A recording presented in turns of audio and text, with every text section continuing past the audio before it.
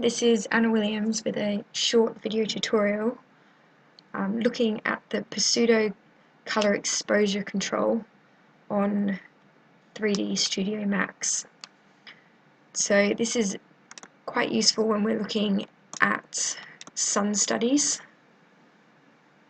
So I've got my document here and I've already got my basic geometry set up. So again, I've got this city landscape created using a surface and greeble, and then I also have a daylight system. So I have a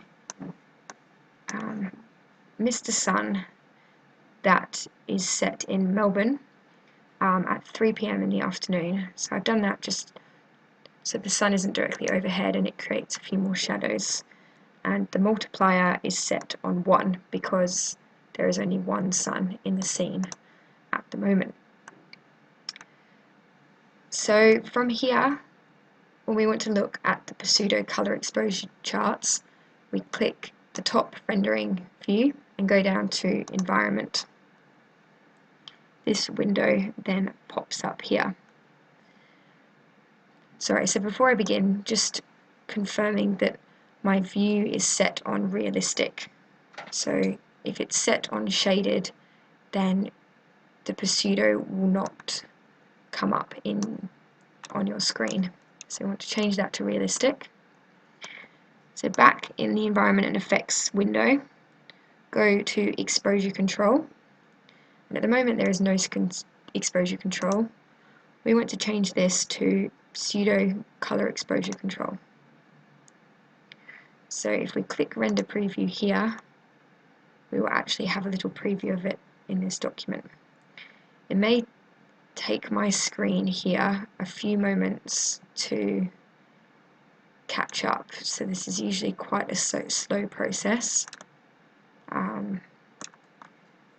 depending on the quality of the computer. So at the moment it is set to illuminance and it is coloured. We want to change some of the settings here so that it better reflects the lighting that's happening in the scene. So if we change these minimum and maximum values, so if we change this maximum, you can see the rendered preview at the top here starting to change and different colours starting to appear in the scene. So the Pseudo Color Exposure Control has a range of colours and they indicate the darkest and brightest areas of the scene. So the blue is the darkest, the blue end of the scale is the darkest sections, and the red end of the scale is the brightest sections, and that is as per coming from the sun that we created. So if I keep adjusting these controls until you have a model that has a good range of colours. So as you can see, my display is starting to change now. So the yellow areas are the areas with that are being illuminated the least. So the bottom of these shapes here, have the most shadow. If you can also change the viewing preference, instead of being coloured, to grayscale. So this is particularly good with a shadow study. It may take a minute to catch up.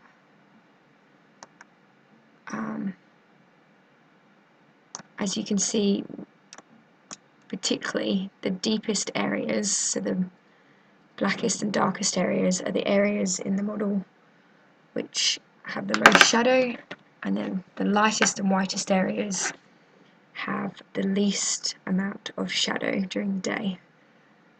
My computer is struggling a little bit here to keep up, but we'll try and change some of these parameters to see how this affects the screen. It is particularly good to look if your computer is fairly slow, at the render preview, which is why it's a good idea to have it on. We can see some deep dark areas and some very light areas. So we can then go ahead and render this. So if your viewport isn't catching up, you can